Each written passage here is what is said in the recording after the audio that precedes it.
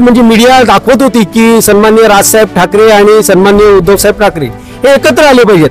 आता ते एकत्र आलेले आहेत, परंतु जी काही दोन्ही पक्ष एकत्र येऊन जर समजा निवडणूक लढवली तर निश्चितच त्याचा फायदा ह्या दोन्ही पक्षांना होणार. पण पुढच्या सोमवारपासून आम्ही प्रभाग जे झालेले आहेत वसई विरार महानगरपालिकेचे 29 त्या प्रभाग निहाय सगळ्या पदाधिकाऱ्यांबरोबर चर्चा करणार आहोत आणि त्या चर्चेतून आम्ही युती हो आघाडी हो तो नंतरचा विषय आहे, पण महाराष्ट्र नवनिर्माण सेनेचे 4 प्रभागामध्ये उमेदवार कसे आपल्याला देता येत. टॉप 10 महाराष्ट्र न्यूज चॅनल मधून मी दीपक कोटेकर.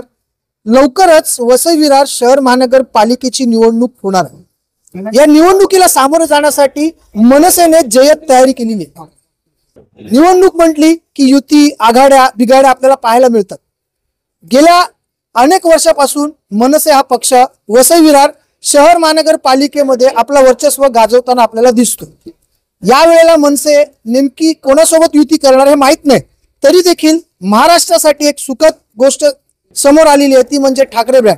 उद्धव ठाकरे आणि राज ठाकरे एकत्रित आल्यापासून महाराष्ट्रातल्या राजकारणातलं समीकरण बदललेलं आहे. याचा किती फायदा वसई विरार शहर महानगरपालिका निवडणुकीत होईल हे पाहण्यासारखं ठरेल. आपल्यासोबत यावेळेला प्रफुल्ल ठाकूर देखील आहेत आणि जितेंद्र पाटील देखील आहेत. प्रफुल्लजी, काय रणनीती असणार आहे येणाऱ्या वसई विरार शहर महानगरपालिका निवडणुकीत महाराष्ट्र नवनिर्माण सेनेची?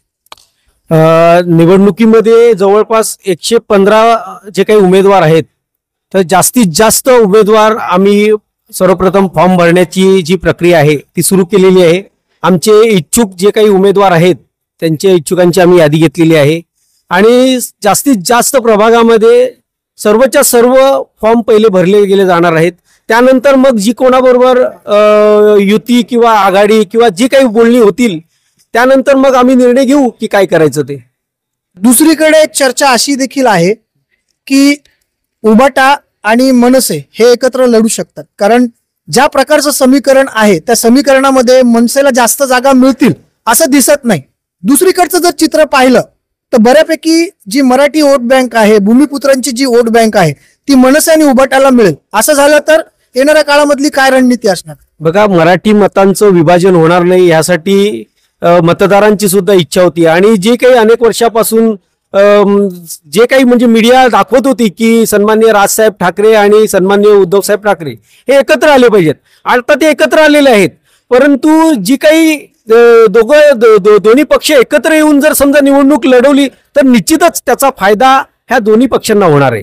त्याच्यामुळे चांगल्या पद्धतीचं एक लढता येईल. परंतु जी काही लढत होईल किंवा नाही होणार त्यापेक्षा आम्ही तर पहिल्या प्राधान्य असंच देतोय की जास्तीत जास्त उमेदवार उभे करायचे. त्यानंतर मग ज्यांची जिथे ताकद असेल, ज्या काही वरिष्ठ बोलणी करतील त्यानंतर मग ठरवू की कोणाला उमेदवारी द्यायची. सगळा जो निर्णय आहे तो येणाऱ्या काळात निवडणुकीचं समीकरण पाहून होणार आहे. पाटील साहेब, अविनाश जाधव येणार होते असं म्हटलं जात आहे की 3 तास त्यांच्या मॅपमध्ये दाखवत होते म्हणून त्यांनी रिटर्न झालेले आहेत. येणाऱ्या काळामध्ये निवडणुकीमध्ये कशा प्रकारे मनसे या निवडणुकीला सामोरे जाणार? नाही, महाराष्ट्र नवनिर्माण सेना या निवडणुकीमध्ये 100% देणार आहे.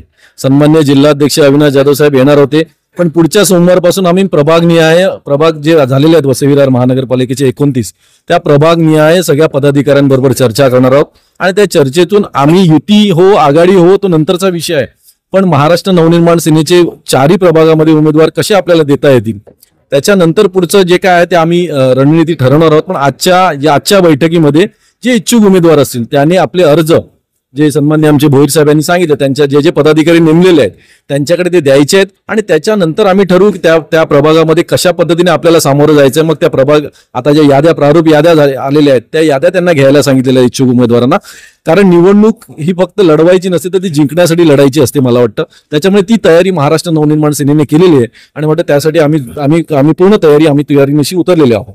अलीकडे उत्तर भारतीय विकास सेनेचा नाव सर्व ठिकाणी आपल्याला ऐकायला मिळतोय. बॅनर लावले जातात रात्रीच्या अंधाराच्या दिवशी. याकडे कशा प्रकारे बघता? कारण सुनील शुक्ला वारंवार असे सांगतात आहेत की मुंबई, ठाणे, वसई विरार, नवी मुंबई इथे महापौर उत्तर भारतीय बसेल. नाही, मला वाटतं या उत्तर विकास सेना जी काय सुनील शुक्ल त्याला आम्ही जास्त महत्व देत नाही. मला वाटतं महाराष्ट्र नवनिर्माण सेना पूर्ण महाराष्ट्रभर आहे आणि महाराष्ट्रात महाराष्ट्र नवनिर्माण सेनेने किंवा वसई तालुका असेल किंवा इतर ठिकाणी काय काम केलेलं आहे लोकांसाठी, नागरिकांसाठी, मग तो परप्रांतीय असेल, इथला भूमिपुत्र असेल, इथला मराठी माणूस असेल, सगळ्यांसाठीच महाराष्ट्र नवनिर्माण सेना धावून येते. मला वाटतं त्यामुळे हा वाद मला वाटतं त्या ठिकाणी राहणार नाही आणि महाराष्ट्र नवनिर्माण सेना हा मराठी माणूस आणि मराठी या इथला भूमिपुत्र आणि या ठिकाणी वर्षानुवर्ष राहणारा, मग तो परप्रांतीय असेल, गुजराती असेल, जैन असेल, मारवाडी असेल, या सगळ्यांसाठी काम करत आलेला आहे. कोविड पासून तुम्ही बघत असाल आमचे सगळे कार्यकर्ते पदाधिकारी कोविडमध्ये रस्त्यावर उतरतात, आजही रस्त्यावर उतरतात. मला वाटतं त्यामुळे तो भाषिक वाद मला वाटतं कुठे या सुनील शुक्लाचा राहणार नाही. मनसेचं असं म्हणणं आहे की सुनील शुक्ला ज्याप्रमाणे म्हणतायत की मुंबई असेल, ठाणा असेल, वसई विरार शहर महानगरपालिका असेल, नवी मुंबई महानगरपालिका असेल, इथे महापौर उत्तर भारतीय विकास सेनेचा बसेल, अर्थात उत्तर भारतीय बसेल. आता या वादाकडे, विवादाकडे मनसे फारसं लक्ष घालताना आपल्याला दिसत नाहीये.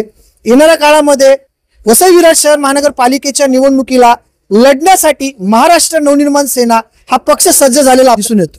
आपल्या सर्वांना याविषयी काय वाटतं, कमेंटच्या माध्यमातून आपली प्रतिक्रिया आम्हाला जरूर कळवा. Top 10 Maharashtra news, Vasai Virar.